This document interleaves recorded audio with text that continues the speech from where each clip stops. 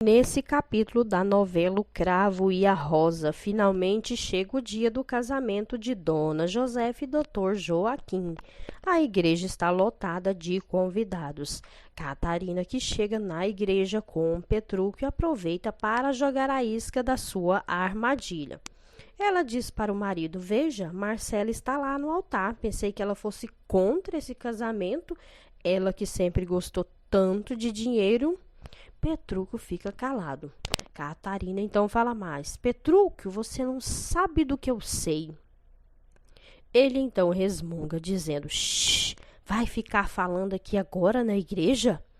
Não dando ouvidos ao Petrúquio, ela fala: "Lembra que a Marcela te chantageou que você não poderia ter emprestado o dinheiro dela, da fazenda, como garantia? Eu conversei com o papai e disse para ele que ele deveria devolver os documentos na primeira hipoteca, né?" E ele presta atenção em Catarina e ela completa dizendo: "Olha, os papéis estão guardados no comitê." Pensativo, ele diz: "No comitê?" Catarina confirma que sim, no comitê. E ela diz que o pai disse que não irá devolver os documentos de jeito nenhum. Se ele quisesse, ele poderia tomar a fazenda de Petrúquio a qualquer momento. Petrúquio encara a Catarina séria e pensativo, disfarçando, ela logo olha para frente e diz: "Olha, o doutor Joaquim, ele está subindo no altar." Batista, que caminha até doutor Joaquim, dizendo que ele está pálido e pergunta se ele está se sentindo bem. Joaquim então diz: "Ora, hoje é o dia mais feliz da minha vida, Batista. Pode voltar para o seu lugar." E finalmente Dona Josefa chega na igreja e entra acompanhada de seu filho Heitor. Todos os convidados na igreja apreciam a entrada da noiva. Enquanto isto, na delegacia, o delegado que confirma os depoimentos de Berenice e seu sobrinho para soltar o professor Edmundo. O advogado de Batista então apresenta o habeas corpus para libertar o professor. O delegado então diz: "Você está livre, professor. Espero que desta vez seja a última." E no casamento, o padre então pergunta: "Senhora Dona Josefa de Moura, aceita Dr. Joaquim de Almeida Leal como seu legítimo esposo, para honrá-lo e respeitá-lo na alegria, na tristeza, na saúde e na doença, até que a morte os separe?" A ansiosa, ela logo responde dizendo: "Aceito, ora se aceito."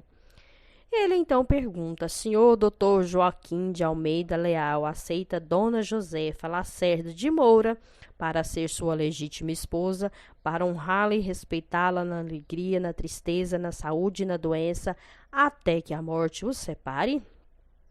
Dr. Joaquim então murmura, mas não consegue dizer nada. Josefa diz: "Responde, meu bem." Ele murmurando, tentando, mas não consegue dizer nada. O padre então diz: "Eu vou repetir a pergunta. O doutor Joaquim de Almeida." Joaquim que tenta falar, mas não consegue sair nada. Desesperada, Josefa fala: "Joaquim, Joaquinzinho, espera, Joaquim." E Joaquim vai se sentando até que deita no chão.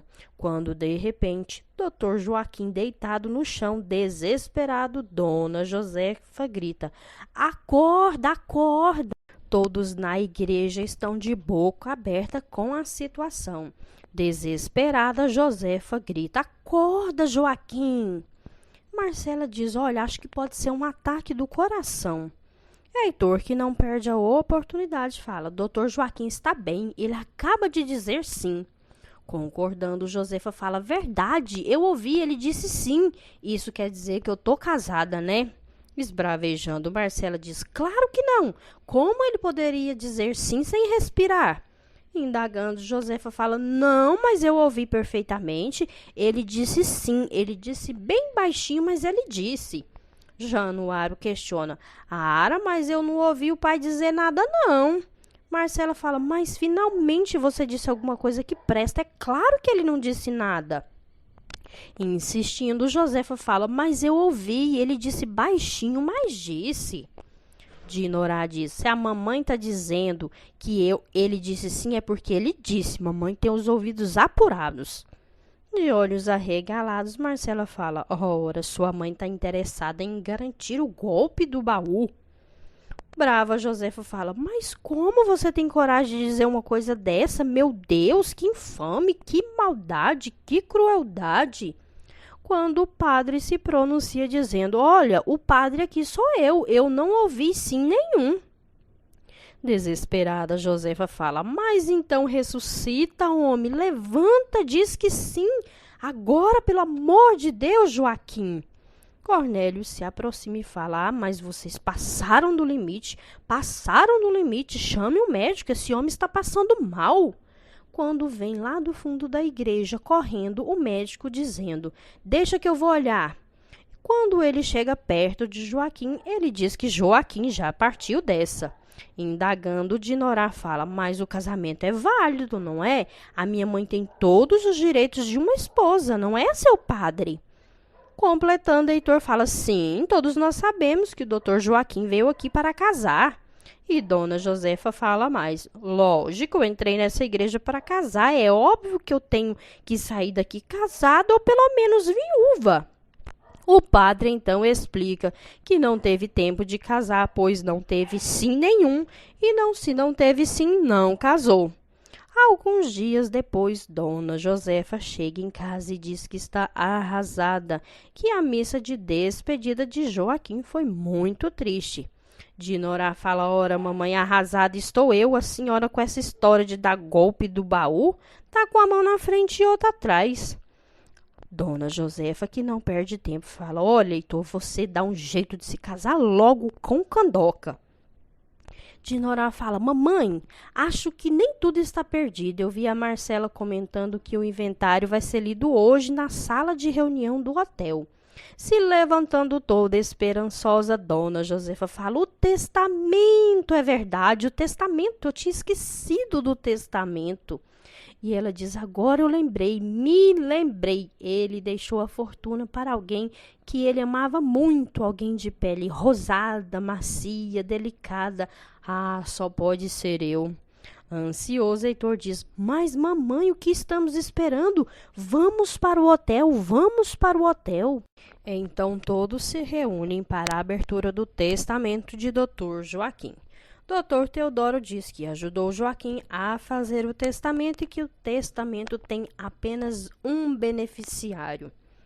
Enquanto isso, Catarina diz para Bianca que professor Edmundo está sendo solto e que irá para a fazenda. Ela então chama Bianca para irem à fazenda com Cosme. E na delegacia, o advogado de Dr. Batista exige do delegado a quantia em dinheiro que foi encontrada com o professor Edmundo na primeira vez que ele foi preso. Indagando, o professor diz: mas esse dinheiro não é meu. O advogado então explica que não importa, rapaz, acharam debaixo do seu colchão em sua casa, por isso ele lhe pertence. E depois não é hora de ficar orgulhoso, esse dinheiro pode ser para você recomeçar a sua vida. Lourdes e Bárbara, que se encontram com o Mudinho, elas dizem para ele que perdoa.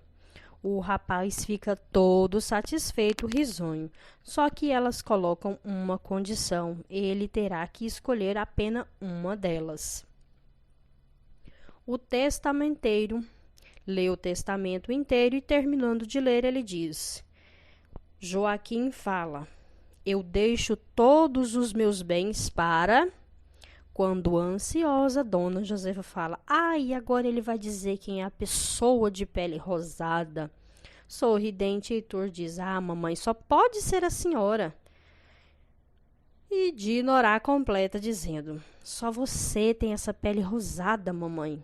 Quando o testamenteiro diz: a porquinha, que tem nome de Lindinha e que vive comigo no hotel. De boca aberta, Januário fala: a porquinha? O pai deixou tudo para porquinha? Pálida, Dona Josefa diz: mas não pode ser, deve haver algum engano, ele disse que ia deixar tudo para mim. Aliviada, Marcela diz: você não ouviu? O escrivão acabou de ler o testamento de cabo a rabo. Esta porquinha linda Porquinha é a herdeira de papai. Dona Josefa e Marcela então começam a brigar por causa da porquinha. Cornélia então coloca Dona Josefa, Heitor e Dilorá para fora. Marcela, já segurando a porquinha, se levanta e diz: Minha querida porquinha, eu cuidarei de você e administrarei todos os teus bens.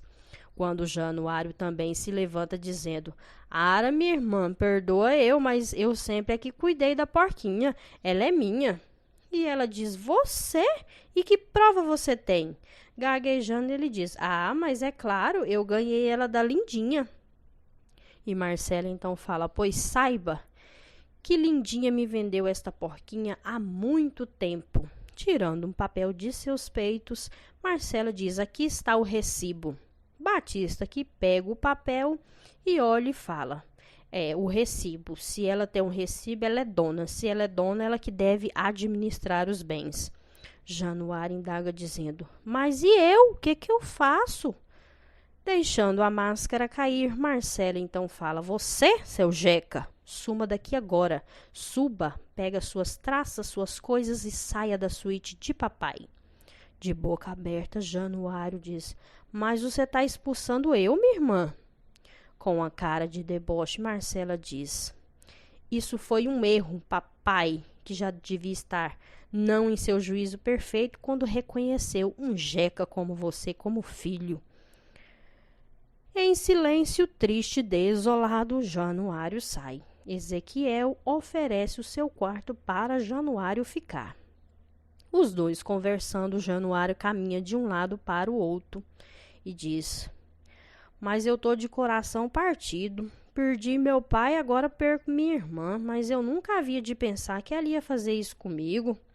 Pensativo, Ezequiel diz: eu que sempre fui amigo de Marcela, nunca imaginei que ela fosse tão fria. Triste, Januário diz: Parece até que ela nunca gostou do pai. Sabe? Esse dinheiro aqui desse mundo faz todo mundo ficar ruim mesmo, Ezequiel.